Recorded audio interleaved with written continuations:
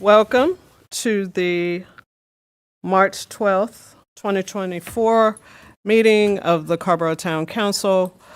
We are having a work session tonight. There will be no public comment and no formal action by the council. Town Manager Parker.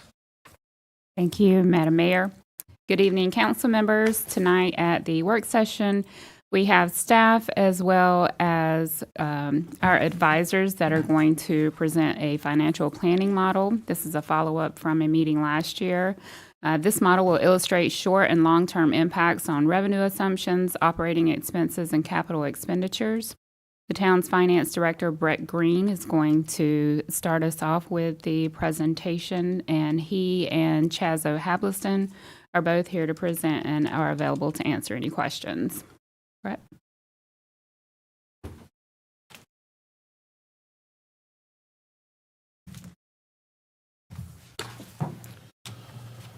Ready.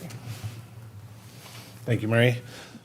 Madam Mayor, council members, thanks for joining us and affording us this opportunity on a Tuesday night. As Marie alluded to, the purpose of tonight is to show you the work that staff and our advisors at First Tryon have put on in developing a financial model for the town of Carrboro. It is not a static model or a point-in-time model, but it is a living document, to use a buzzword, but it is based on the inputs from the collective you. And one of the goals, as you see in the next slide, is to see how the short-term decisions or immediate decisions can impact the long-term financial health of the town. And the format tonight, we have a brief presentation, and then we'll dive right into the model with updated assumptions as a tool to guide our fiscal year 24-25 budget. Some bullet points. Again, some newly elected council members, this might be the first time formally seeing this model, so we thought it'd be prudent to go back and just say how it was developed briefly, not as in-depth as back in October. We want to define what a financial model is. This is not a budget work session. This is it's real information that we're using to kind of see how this would fit in terms of the town's guidance and the financial health.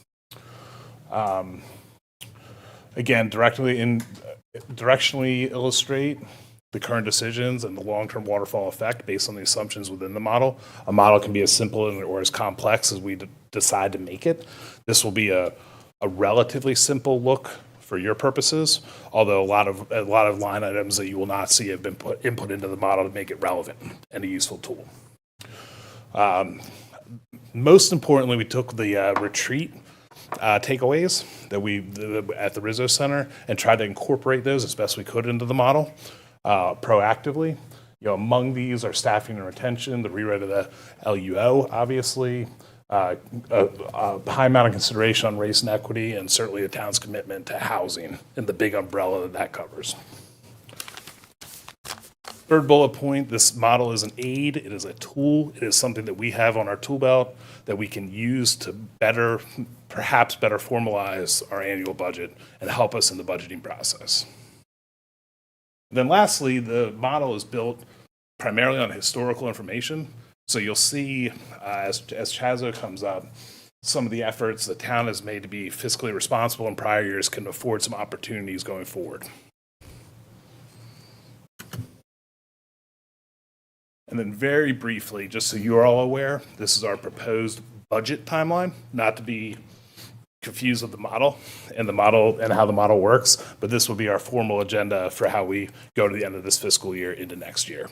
So again, the first trigger point here is the end of April. We're currently soliciting feedback from all department heads and developing capital needs, more so than you'll see tonight, to formally develop next year's fiscal budget.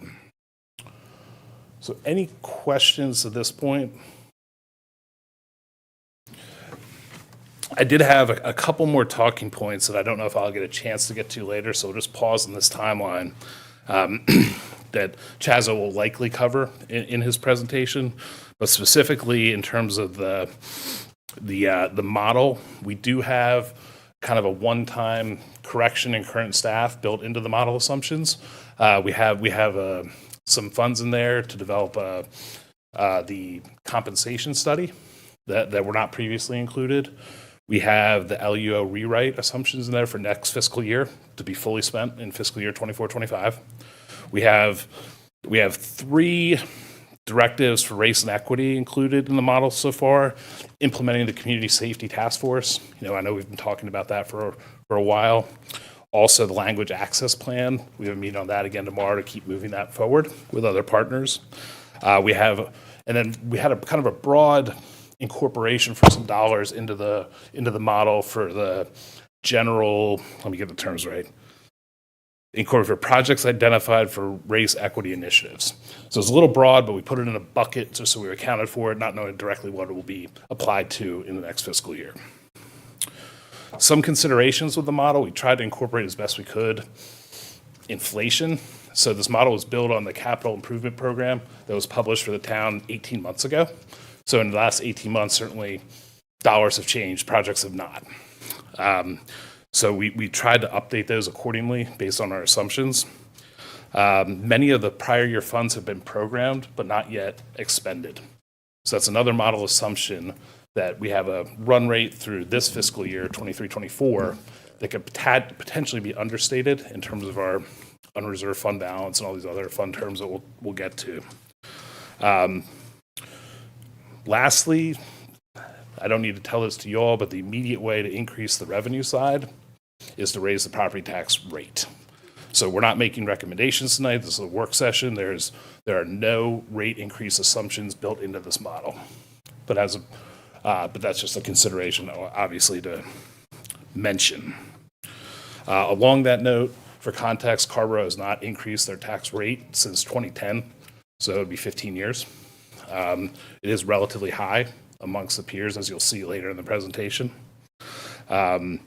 We have a big opportunity, I think, with the not next fiscal year, but fiscal year 27-28, or 26-27, excuse me, with the reassessment for Orange County. So that'll happen, and that'll be a big decision, I think, for the town on how we want to fund potentially future projects, if we want to adjust the tax rate up, down, however. But that's coming, and you'll see that impact in the model as we go down to our established range where we want our unreserved fund balance to be. And Chazza can speak more directly to this, but the common theme of the model is that we grow revenues conservatively. There's been a lot of inflation in the world in the past couple of years, and to keep up with a 1% to 2% growth rate on the revenue side does not quite match a 6 to 10% increase on the expense side, not to mention construction costs or other capital concerns. So that would be a consideration on how we diversify the revenue. And obviously working with economic development and some of these longer term benefits are not built into the model right now. So there's a very conservative revenue outlook coupled with what we feel is a realistic expense outlook. So all that being said, I'm going to introduce Chazzo. He's come to us from First Trine Advisors out of Charlotte. The town, I believe, solicited your all's advice last summer to help build this model. And he's going to step through a couple slides to give some context, and then we'll dive right into the Excel model. And I'm available for questions at any time. Thank you.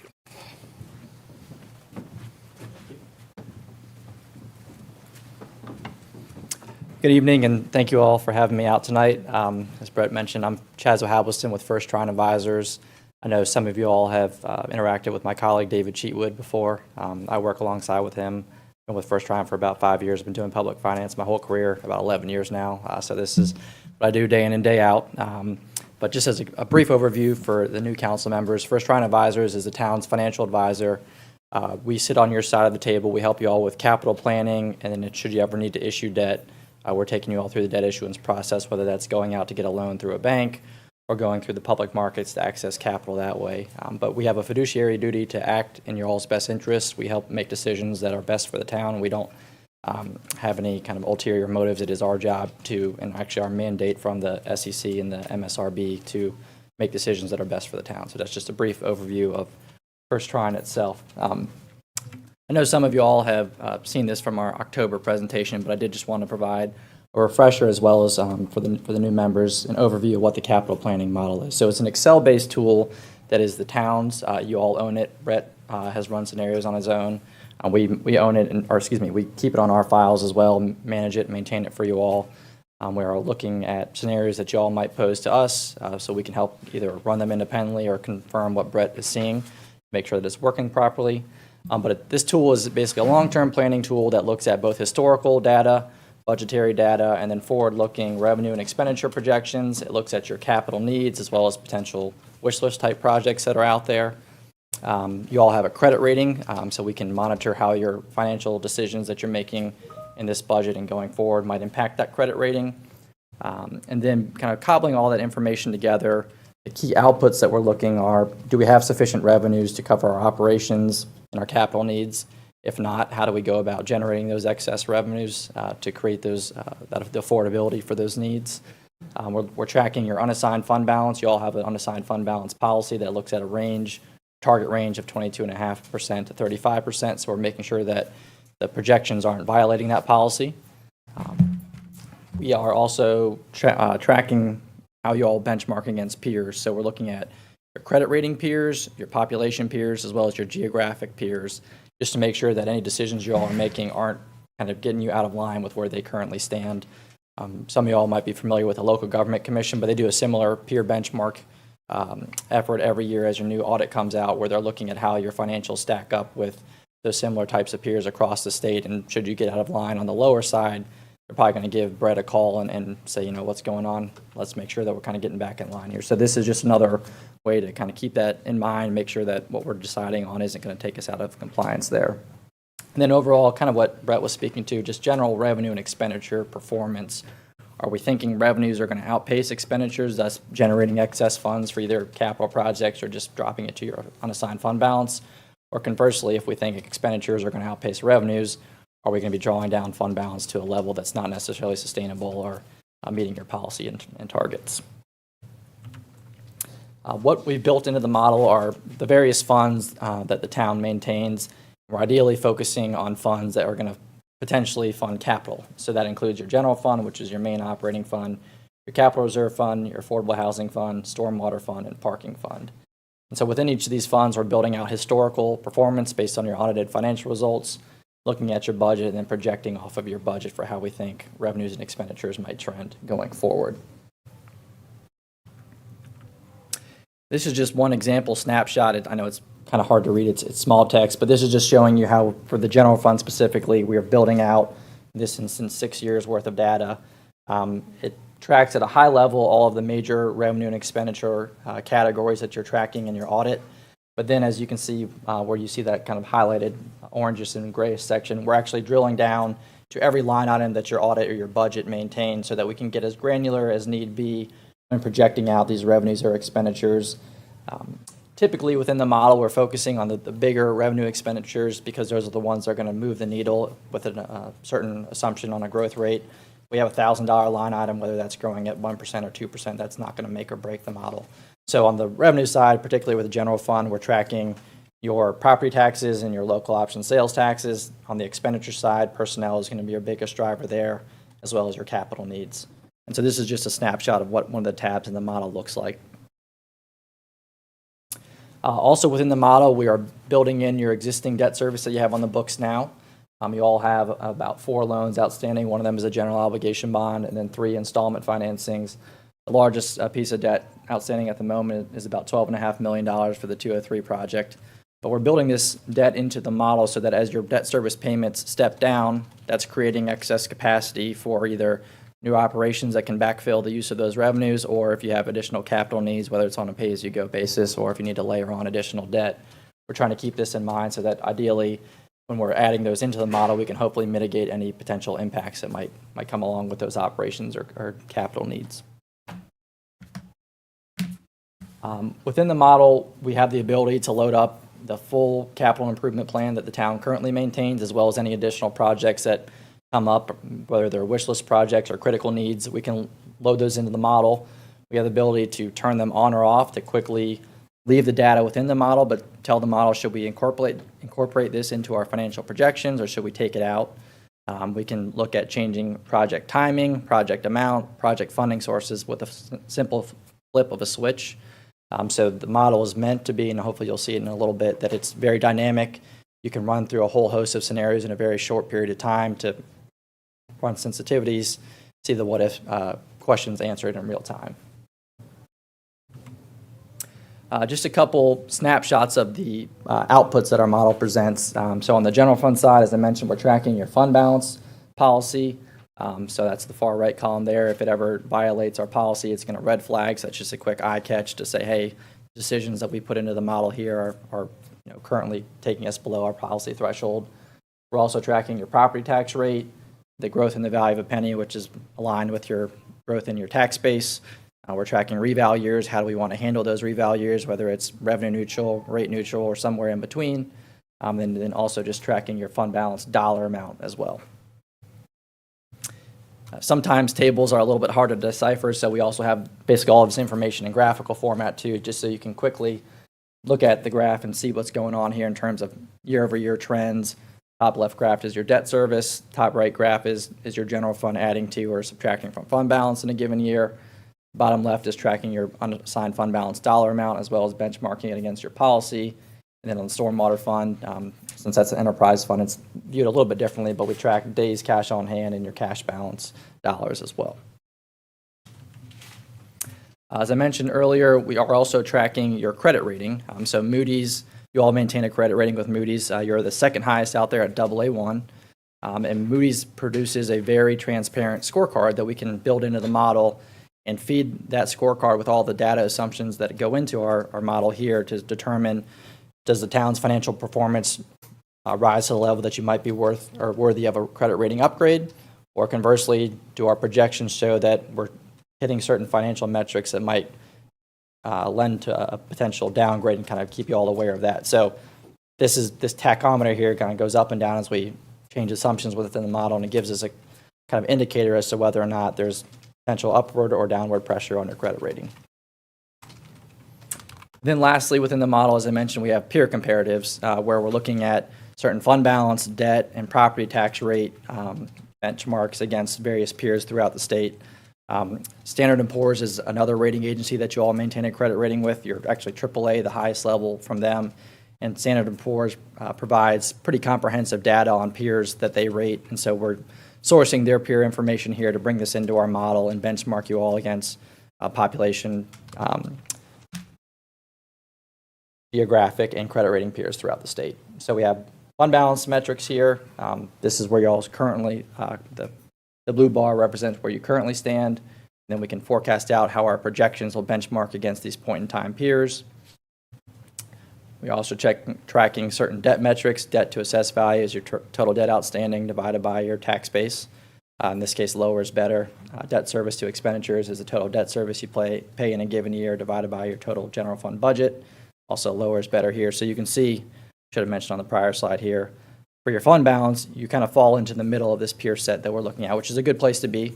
But the one thing that we don't always, or we're not always able to glean with our peers out there is, for example, is Mount Holly putting aside a lot of fund balance because they plan to spend it down in the next fiscal year, or do they just simply like carrying a higher fund balance? So there's probably a little bit more story to each of these peers out there that we just have to do a little more digging if you were ever curious about why one is where they are versus the other. But on the fund balance side, it's good to be kind of in the middle of the pack here. On the debt side, you all are very low, relatively speaking, which is good. It means you have debt capacity under these two metrics to take on additional debt, but that doesn't necessarily speak to the affordability side of things. So certainly you could issue debt, but you obviously got to find a way to repay that. And then lastly, we're tracking your property tax rate against the same peer set out there. And so you can see on the property tax rate side, you all are relatively high on this peer set. But you'll see some of these peers out there, or some of them are Mecklenburg County, for example, which just went through a reval. I live in Mecklenburg County, experienced about a 50% increase in my property value. And so they didn't go fully revenue neutral, but they did bring the tax rate down. So there's always stories, again, behind why certain tax rates are where they are. And some entities might be providing different services than Carrboro. And so that just kind of goes hand in hand with the property tax rates. So that's just a PowerPoint overview of the model. Happy to pull it up now and let you all see it working live. If y'all have any questions beforehand, happy to answer those. If there's anything that I didn't touch on, Brett or Marie, happy to cover those now as well before jumping in. Can we see it live? Yeah, absolutely. What are they doing in Clayton? That is a good question. Yeah, I didn't know. Sprawling. Yeah, so I have a Yes, ma'am. question, and I don't know whether it helps to ask it now, but on the peer comparisons, is it by population, is it by area, is it by both? Oh, sorry, I didn't mean to cut you off. I just want to know, is there one metric for comparison, or are there two? You know, is it population, is it square miles? So what I presented here is there's two variables in it. So the one is credit rating. So you all are AAA by S&P, which is the highest rating possible. The next one down is AA plus. So I pulled in AA plus and AAA credit ratings for North Carolina entities. And then bear with me, it's also a population-based selection as well. So it is for populations of 0 to 75,000. So those two variables are what is populating those graphs. We have a separate section here where we're just looking at your geographic peers. So this is pretty much Wake County, Orange County, Durham County entities that are rated by S&Ps. Will this be drilled down to the actual size of the municipality? In terms of square mileage or Yeah. budget, Right, budget, yes. The data source that we look at doesn't report square mileage, or in terms of, I guess, like total town limits or city limits. But from a budgetary basis, we could look at peers that have a general fund budget. I think you're all roughly 25 to 30 the million. reason I ask that is that affects revenue generation. If we have 6.5 miles, and we're running with a peer group that's 6 times that, that doesn't make sense. I mean, it was mentioned Clayton. Clayton can expand and expand and expand. We cannot. Sure. So how does that get reflected? Because it has serious impact when we start to lay out a revenue potential timeline. I think one way to perhaps normalize that would maybe just to look at peers based on tax base or assessed value, because you can look at the town of Carrboro and the town of Clayton, that Clayton might have a much larger town limit or the ability to expand, but if it has a similar tax base, then your property tax is going to be generating similar revenues based on that assessed value. So that would be probably one way to look at it. It would be a little bit hard, not insurmountable, to try to look at both existing town limits and ETJ or basically their expandable territory that they could grow into. But that's definitely something that we could look into and try to incorporate. Yeah, I think, and Brett, I think that because I think that's the only way to ground truth, what's our real potential, or when we talk about the relationship between debt and revenue going forward, what is it really, what's the potential for us? Make sense? Yes, ma'am. Any more questions before I take you all through this? Okay. So as I mentioned, this is an Excel-based model. You'll see there's a handful of tabs here on the bottom. All the tabs are talking to each other, so then when we input assumptions in one place, every part of the model is going to pick it up appropriately and spit out the outputs that we're looking for. Give you a quick tutorial or tour of the model. We load in your existing debt service, which is one of the slides that we looked at here, to look at how does your existing debt pay down year over year. So we have all of your existing debt loaded up. If you all were ever to take out a new loan, we'd populate it on this tab. Then if I focus on your general fund, for example, we've built out historically how your general fund is tracked year over year, dating back to fiscal 18 at both a high level, but then if I unhide this, for example, you'll see that ad valorem taxes is made up of 3 different line items. So each of these revenue or expenditure lines has its own particular growth rate, so we can see how it's trended historically to give us some information how we might want to look at it on a projected basis. And then when we get out to projecting, we're looking at your budget and your for fiscal 24 and then projecting that off going forward. So this is what Brett alluded to in terms of all the kind of the nitty-gritty that we're working with staff to build all that out, feel comfortable about how our projections are looking going forward, so that when we come to you all, you kind of feel good about the operating side of things and then are starting to focus more on the capital needs. So that is the general fund side. We have a CIP tab where we can load up any capital projects that are absolute necessities. Maybe some that, hey, we'd love to do this if we had the funds to do it. So we can put the project description in, how we plan to fund it, whether that's debt, cash, if we want to fund it particularly out of our assigned fund balance, or if you have some kind of outside funding coming in, a third-party funding, or if you're sourcing your ARPA money, we can designate how that project is going to be paid for. And then out to the right here, we're putting in our anticipated costs, whether that's in a given year or if it spans multiple years.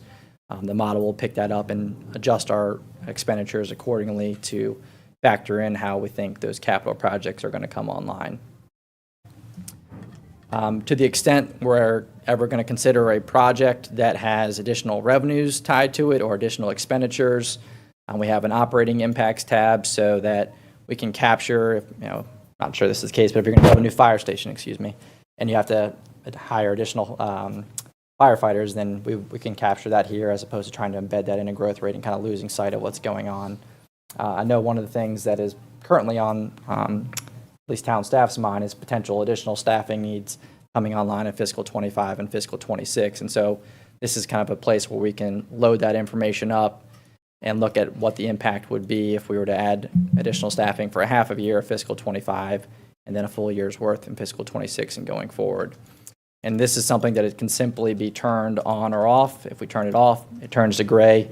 The information still lives on this tab, but it's not impacting the model. So you can quickly see the impact simply of just adding these new staff members on your financial projections. And this is a common theme throughout the model where we have these on-off switches for capital projects or operating impacts to see if we were to turn this one off or turn this one on or turn this one off, what does it mean for the results of our model?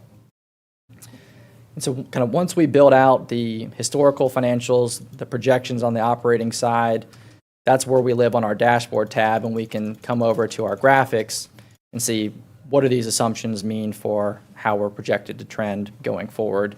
Are we going to add to fund balance? Are we going to use fund balance to pay for projects or operations? If so, is that palatable for council? If not, how do we go about rectifying that? So that's where these charts and graphics are very helpful to kind of quickly assess what the takeaways are of a specific capital need or operating need. As I mentioned, we're tracking your property tax rate, and so while that's the one that I guess you can impact the most or the most immediate when you're trying to raise additional revenues is that property tax rate. Some of the other key drivers on the revenue side are sales taxes, but that's more kind of economy driven, and so you can't directly impact how your sales taxes are going to trend. I know you all are looking at the land use ordinance rewrite, which might give you all some additional economic, or it might spur off some additional economic development, which could help with the property tax base and sales tax revenues going forward, but that might be more of a longer term, medium to long term impact on the revenue stream. That's where this model can try to capture all of those impacts going forward so that we can say, well, what if the land use ordinance gets into place and it allows our tax base to grow faster than 1.5% annually? What does that do to our projections? We can simply update those percentage growth rate assumptions and see what that means on the model. So that's just a general lay of the land. Happy to show you kind of live scenarios. Nothing is preset. Again, Brett mentioned we're not making any decisions here, but we just want to see how you all can give us directive and how we would incorporate that into the model live here, and so you all could see the outputs. So before I do that, are there any questions? A little bit tangential to the point that you're making, and I really appreciate this. I'll say this a couple more times, but this rocks, and the work that has gone into it rocks, and so we really appreciate it. But just so that I am reading this correctly, essentially, at present revenue structure with our unassigned fund balance guidelines, we're looking at a runway to about 2029 before we are in violation of our benchmark policy. Is that? That is correct, with the one caveat that it does assume we are funding these additional staffing needs. But just to show you, so you're correct right now, and between 29 and 30, we would go below our policy minimum. Yep, perfect. Okay, and then if you could toggle back over to the operating impacts tab, I'm curious sort of what would trigger the other expenses. I mean, so just Jones Creek Greenway, for instance, is that what we would anticipate spending when like the project is funded and that's our match, or what do those expenses represent relative to any of these projects, South Greensboro Street sidewalk, how does that come on and off? So I believe these were part of your CIP from 2 years ago or so, and these were the operating impacts associated. So if you all had funded the Jones Creek Greenway project, you have your capital expense, but then kind of the ongoing maintenance is what would be represented here. Okay, killer, perfect. So we can't assume some of those will come on over the course of that 29. So, okay.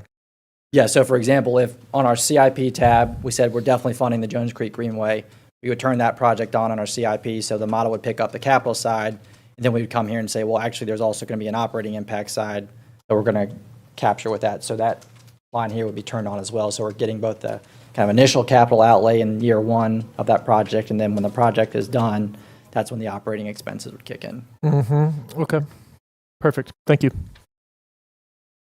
Yep. Okay. Do you mind flipping back over to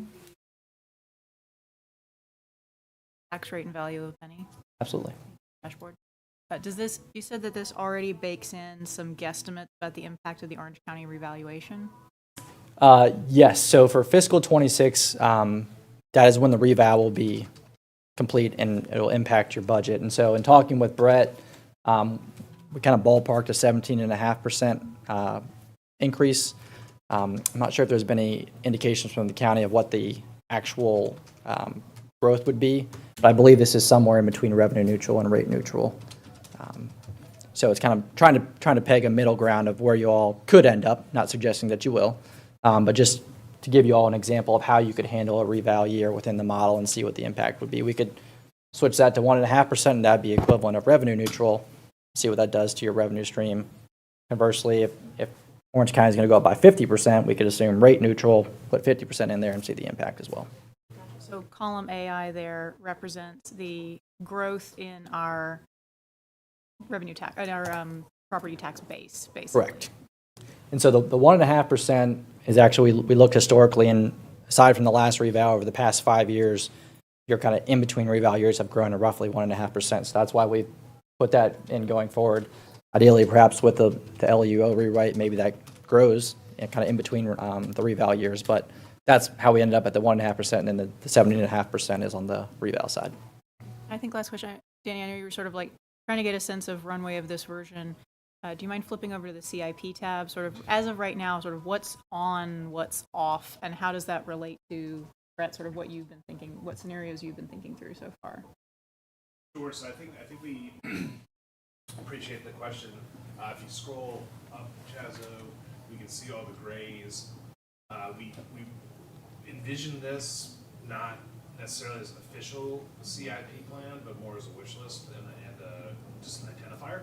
So you'll see, is this where the town hall renovation is? That's on dashboard. So this actually, Chazo, correct me if I'm wrong, this was published. That's correct, yes. What's in gray here is, And right now, everything is toggled off. Right, sorry to interrupt, but if you could go to the mic so folks at home can also hear the response. Yeah. Sorry. That's important. Yeah. All right, Councilmember Frey, I appreciate that question. And now that I got a dress rehearsal run, these are all published in our 18-month-old capital improvement program, available online to anyone, and currently all turned off for model purposes. We do intend to use this tab and the dashboard as a wish list item for staff to identify needs and present to council in a relatively informal setting, just to see how that impacts the runway of the financial health. And adding on to the 17.5%, we had kind of benchmarked subjectively and came up with a range around 15 to 25. So I would say it's even more conservative than the potential to this homeowner in Mecklenburg County could appreciate. So those were the only thoughts I had while I'm up here.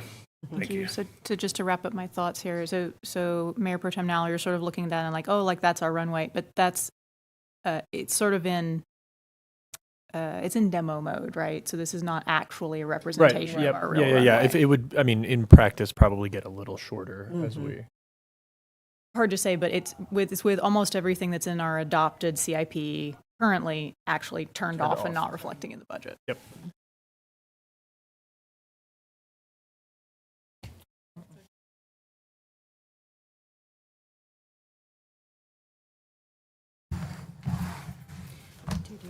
two other questions. And while you're looking to get your question, so according to the recommendation here, we will continue to relay priorities through you so that they can be implemented, I guess, through the model. Is that how it's going to work going forward? Any further budget priorities? That's correct. Okay. And have we, I think I heard Brett mention that he is aware because he was at our staff retreat. And so you're already going to do that. So we wouldn't have to, the priorities that were identified then. So you're aware because you were actually there. Yes, thank you. And Okay. those would be the 4 or 5 that affected the next fiscal year. We tried to incorporate, knowing that there were longer term heavier lifts, longer term lighter lifts that might not yet be formalized. Okay. There's also an overlap we found with some of the ARPA funding that's already Yes. been programmed that addresses some of the concerns from that retreat that are not reflected in this model, but are aware in the staff, which you'll see an update in a week. Okay. I just want to say how much, I'm going to back up Mayor Pro Tem now here. This looks like a mighty fine tool to be using, and it looks like it's going to be, also a very valuable tool, to staff, as we enter into the budget process. This is not a budget work session, but I did want to just mention, I know, Brett, you mentioned about the race equity initiatives. I think it was like 3 or 4 of them. And I'm thinking a little broader as I think about like an actual race equity lens, which I think has nothing to do with the tool, because I don't think there is a way to plug the lens into the tool. That would actually be a part of the rest of the budget process. Am I correct? Because there wouldn't be a way to actually plug that into the tool, the lens. If it is, that's great, but don't say it if it isn't. Yes. I do think the finance staff did attempt to answer some race equity questions as it pertains directly to the model.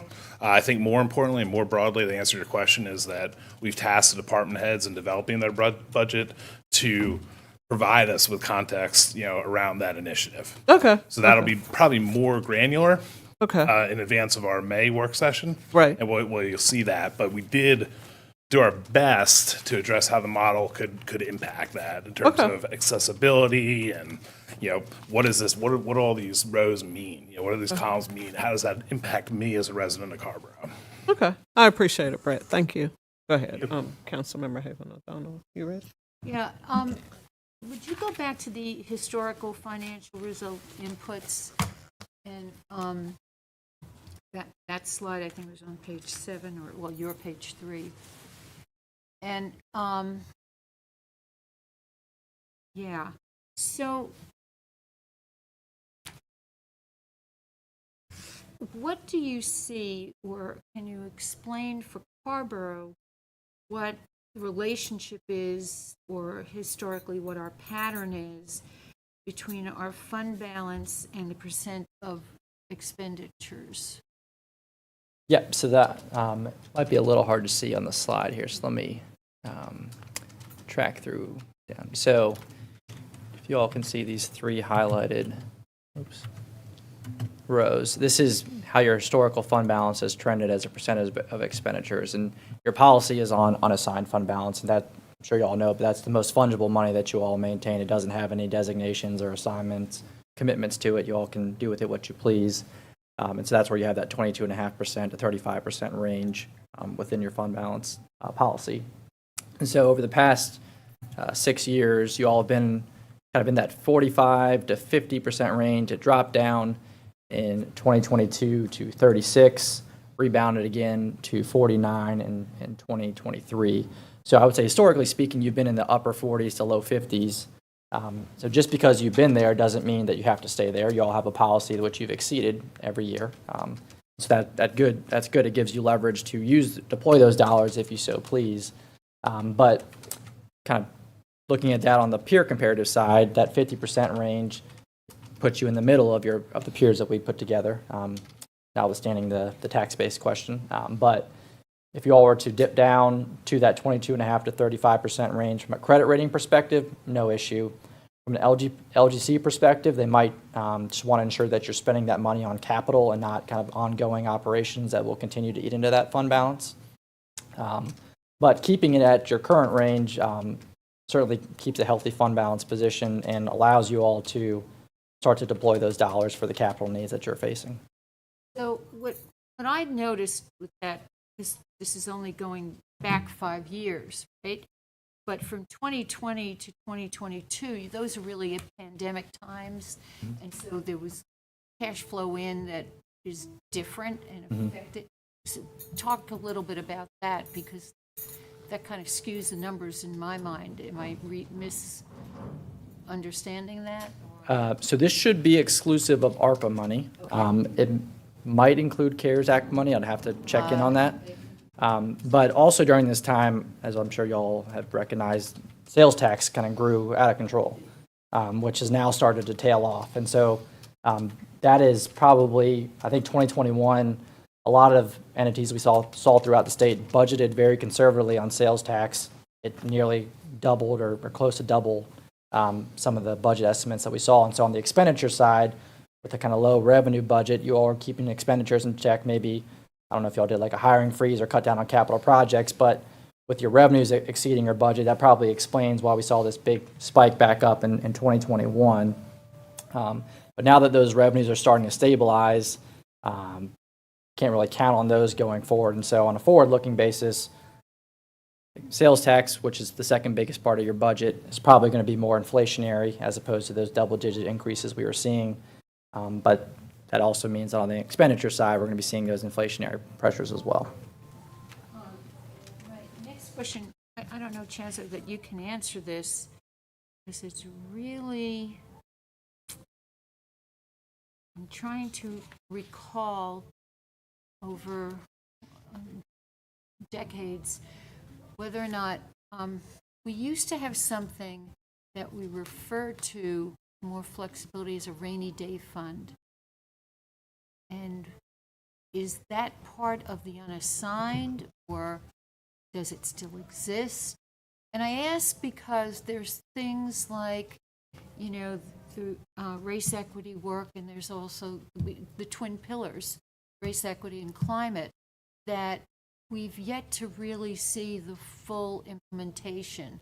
So we're not really sure, you know, if something comes up and it's unassigned, but we want to be able to put it somewhere on a one-time basis.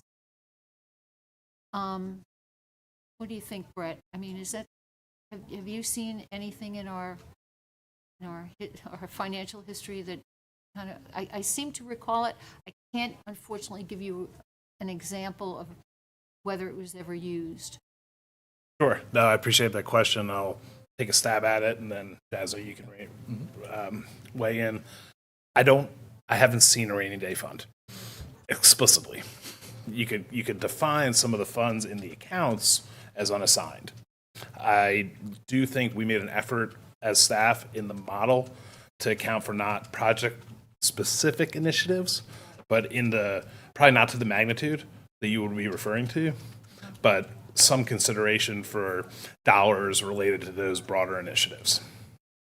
And those are obviously susceptible and transparent within the model that we could work through to see if that's enough. But I've not seen a designated rainy day account. I would echo Brett. Looking through your financials, I don't see kind of a dedicated rainy day fund. I will say in other jurisdictions, unassigned fund balance has kind of been likened to a rainy day fund.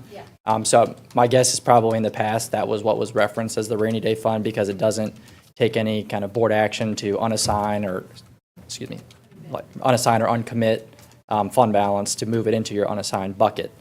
So that is the money that you all can touch without having to do an additional council action aside from just that, you know, budget amendment or capital projects ordinance. So where we stand right now, that's the That's the 3.9 million? So the 3.9 million is actually your restricted fund balance. The unassigned fund balance is 12.3. Okay, all right. So that, when we benchmark it against your expenditures, is at roughly 49%.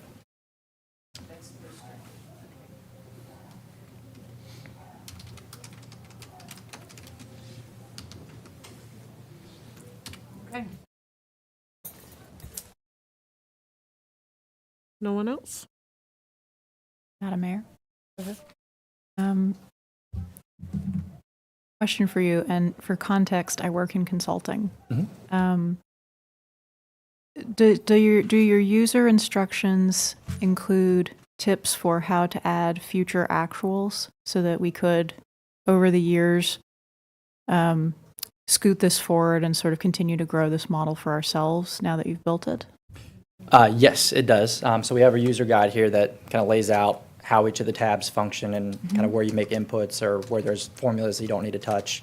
But also on that question, just because we built this and it's your model now, we are still willing, able, happy to continuously update it on an annual basis when you have a new audit coming out, when you're going through the budget season and you get your budget adopted, or if there's just kind of in-between time where you're looking at certain scenarios of, do we want to fund this capital project? Or, sales taxes are actually trending well above budget, so let's make it an inter-year adjustment on that. So we're always willing and able to help with staff to update those models, but also it is your model, so you all can do with it what you please as well. If you want to work it on your own, kind of just on your own time, you're happy, we're welcome you to do that. We're happy to give it to you since you all did purchase it from us. It is not licensed by any means, so it's not going to shut off if we send it to you all and just turn off the license. It's just an Excel document. That's the beauty of an Excel model. Yep. Yeah, this is really nicely set up. I think my only other question has to do with sort of, because it's an Excel model, long-term stability sort of the model as we add to it. What's your total number of, it doesn't look like you have an excess of tabs, but what's the total number of rows that you're working with in the sort of key general fund? So there's about 400 rows here or so. But we always keep kind of a master version on our files, so if y'all are playing with it and something goes awry and you get an error, we always kind of have that backup handy. Or if you're running a scenario and you say, I've made a ton of updates, something's wrong here, can you all look at it and find the error? We can kind of dig that out and reset it for you. Got it, thanks. And Brett, I don't know how long you've had your hands on this, but I imagine you've worked with a number of what-if models before as well. Is this something that you feel like the staff are going to be able to maintain? Fair question. I believe they will with direction and guidance. And if you notice at the top, I think we have V6. It's probably V6.6374, and we back and forth iterate, with first try-ons. They always have a current version backed up, but it is simple enough. You can mess it up. One can mess it up, but my staff personally is and selfishly is comfortable and being an advisor towards the rest of the staff or to council members or to Madam Mayor. I mean, we're transparent. We want this to be a tool. We invested in it as a town, so we want to use it and use it effectively. So that's how I'd answer that. Yeah, absolutely. Thank you. I've made much more complex, selfish models for other means. Yeah, I've seen much snarlier models. This is very neat and speedy. So Thank you. Thank you, Madam Mayor. Just want to make sure that I think you've already addressed it, but in the case that something happens, something gets deleted, whatever, there is a way to bring things back. Where we can it won't be the end of the world. Yeah, that's right. It won't be all is lost and we'll have to start from scratch. Maybe it'll be a version back and we'll just have to update a few things here or there, but we always have that base model handy so that we can resort back to it if need be. Okay, good deal. I was as Councilmember Frey was asking some of the questions, I was like, hold it. Yeah. If anything happens, I want to make sure we have something to back it up. So I'm glad that that's already in there. So and as Mayor Pro Tem said, this is a pretty nifty model. So thank you for the work you're doing on that. Absolutely. So with the questions about facility in mind. And I understand this is likely to be fluid, but what do we see as, like, for instance, use me as an example. How would I best use and access this? Would this be I have some thoughts in my monthly meeting with the town manager, and maybe we pull it up and just do some back of the envelope, or it needs to be a little bit more formal than that, and we like sort of submit a request to do some projections, and it comes back over a number of days, or exactly, does it sort of make sense what I'm driving at here? Yes, sir. It certainly does. I don't know the answer or the mechanisms for your input, but we want it to be available Of course, yeah. and serve y'all. So I can get back to you with the accessibility and how that navigates through staff. Yeah, I think some thought about best practices for that would be, it's not urgent, but I do think this will help ground our decisions as a board quite a bit. And I think if it were, an arena like that, where we were able to access it in conversations with the town manager at sort of that level of fidelity when we're thinking about priorities, sort of before committing to them behind the dais, this would be really useful. So if it just, sort of a lot of different valences going into that answer, but it would be great to hear what you think is the right way. Oh, great. We want it to be used. And I would defer to you if you have other folks around the state where council members are actively involved with working with the model. Yeah, usually we see kind of the scenario you mentioned where you all are coming to staff with your ideas. If they're simple enough as, hey, I just want to look at this one key project, then it's probably easy enough just to pull up the model in that setting and just flip that project on or put the specific assumptions in. If there's a handful of updates where you have a number of projects that you're looking at or operating impacts, or what if our revenues grow at 3% instead of 2%, that might take a little bit more work behind the scenes to get you those answers.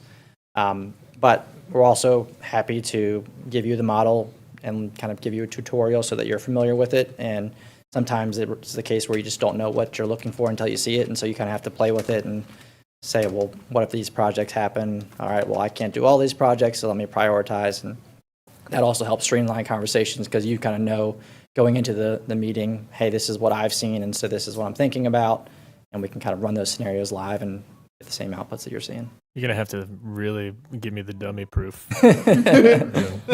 But I appreciate quite a bit the intent. And then I would just tack on, that was a great response, that one of my initial points, that we view this as a living file. So, Councilmember Haven O'Donnell, there can't be a big subset of municipalities in North Carolina that's under 6.5 or whatever range you wanted to find. So we can find that data and supplement the model and make it more catered towards the town of Carrboro and our decision-making abilities. But things like that, I already have a few takeaways of how we can maybe make this a little narrower of a focus. Yeah, I think I asked a similar question of David. And that's one of the beauties of Excel is it's very malleable. You all ask us, can this go in there? And 99 times out of 100, the answer is yes, and we'll figure out a way to make it get in there for you. Thank you. Looks like a wrap. No more questions? We love it. Mm-hmm. Mighty fine, mighty fine. Thank you very Thank you. much. Great presentation. Thank you for having me. Thank you. Appreciate it.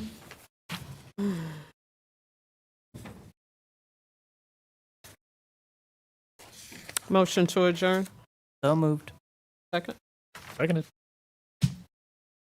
All in favor, please say aye. Aye. Any opposed? Motion carries. We're adjourned. Where I'll be going. Kinda like